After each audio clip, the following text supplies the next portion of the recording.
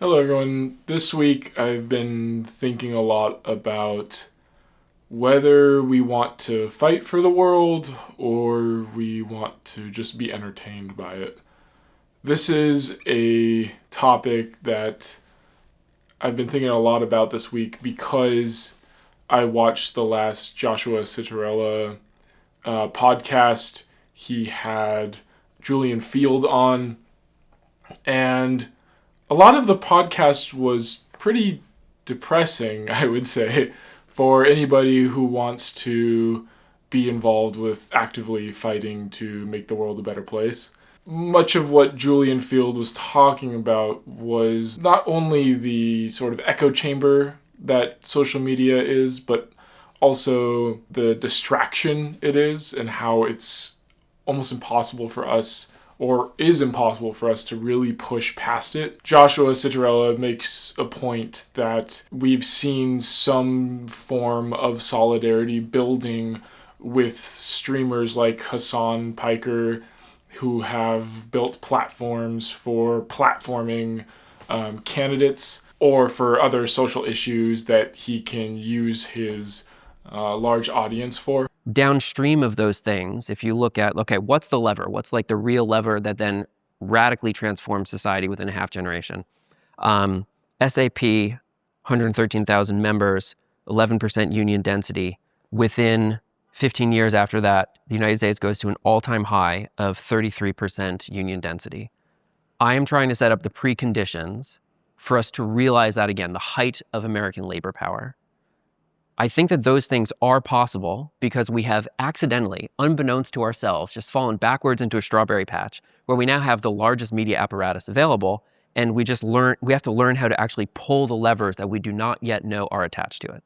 I think that is possible. We have examples of, I wanted to ask you about AOC is now polling in the top spot for leader for presidential candidates for 2028. Surprising, but when she was playing Among Us with Hassan Piker, they just broke through all of these crazy records for fundraising for the charity stream. I mean, this is like 4 or 5 years ago now. There's all of these examples that we can cite about how we can turn people out and actually demonstrate political power. Julian Field makes a very interesting point saying that, well, yeah, it might seem like this is sort of solidarity building, but actually this is just giving a dog a pill with peanut butter. Doesn't that mean, though, to me, what I see when I hear that is just that we're so busy just consuming content that it's almost like giving a dog a pill like wrapped in like peanut butter or something. We now need it to be flavored that way, right? Like we're Flavored which way? like a stream, like Hassan's stream or your interview show or my podcast. People increasingly, the best they can do is consume. We won't want to take the pill, which is actual community building, actual solidarity, actual worker power. We don't want to do this in the outside world because it's not engaging enough. It's not entertaining enough for us. So we would rather spend our time on social media. So we have people like Hassan who can give us this sort of feeling of solidarity, but through the filter of a pill and peanut butter. He actually goes on to say that it's actually probably not a pill and peanut butter. We're just in a peanut butter drip, you know? We're just continually given the drugs nonstop. I've been thinking about this a lot because, not only because I find myself in a similar position, I feel like every day I have to fight to take the pills of the world, to try to be engaged and involved. That's not inside the virtual space of social media. This video is in the virtual space of social media. I've also been thinking that one of the beauties of living in today's times, if there is much, is that it's a profoundly interesting time. We have so many different dynamics happening at once, from technologies that have a variety of different kinds, social technologies, different types of engineering, productivity technologies, to sort of social dynamics. We have sort of like right now we have a sort of shakeup in New York politics right now, where a lot of social democratic socialists are being elected to power. If that means anything, we'll find out in some time. We have the influx of a lot of interesting art. People are making some really cool things. The barrier to entry on making things is much lower than it's been and probably ever in terms of making things with as much complexity and technological complexity. It is in this sense that I feel like it's very easy to be entertained with what's happening. We can spend our lives on YouTube or scrolling TikTok because there are so many interesting things to look at. Now, all of these sort of interesting dynamics in the world, maybe it's too much to look at.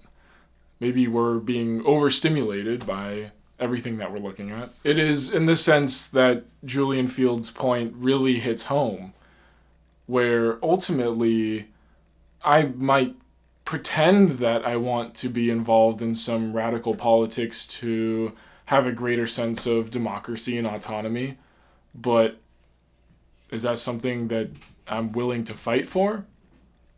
I'm certainly entertained by it.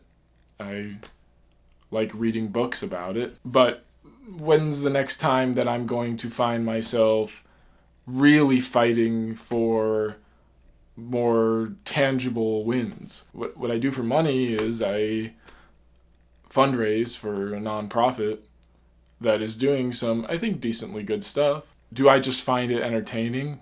Do I do my job every day and get a satisfaction of entertainment from talking to donors, and then I fundraise, I get a big check from a donor, and that feels much better than even the concept of trying to fight for a better world? It seems impossible for me to really grasp with not only the gravity of our time, but a way to even find a step forward. That's why politics dressed up in the entertainment industry and watching a Twitch stream or a YouTube video or a TikTok is so powerful, because it makes us feel like we're involved in something, but actually maybe we aren't. Also, this could be completely wrong, right? Against Julian Field's point, we just had some major democratic socialist victories in New York City.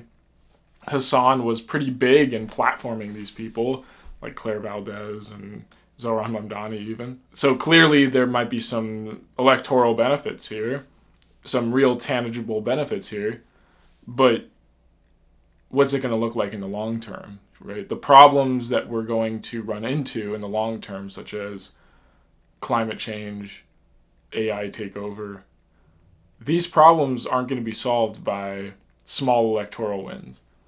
They're going to be solved by, well, it's hard to say what they're going to be solved by. I think probably the most common idea is that it's going to be solved by more widespread worker solidarity, getting to general strikes and so on. I also think, one thing I've also been thinking about a lot is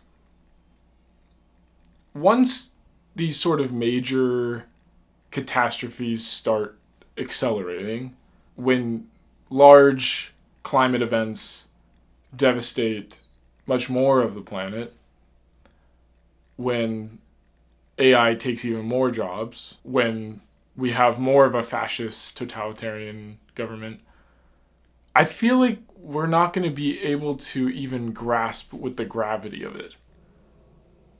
I think this is probably my biggest worry, is that because we're viewing most of the political world through the lens of entertainment, we're like seeing through like Hassan's eyes. We're seeing through the lens that has been depicted by our favorite entertainers and creators. We won't understand the gravity of the events that are happening in real time.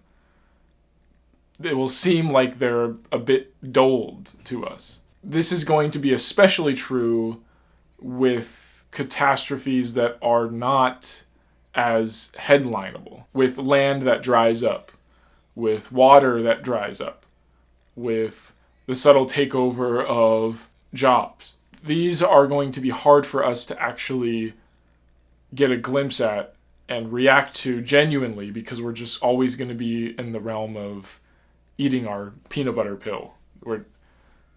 Because the peanut butter tastes so good with the pill, we're going to focus on the peanut butter, and that's why we're going to take it, to go back to that analogy. Anyways, this is what I've been thinking about this week. But yeah, till next time.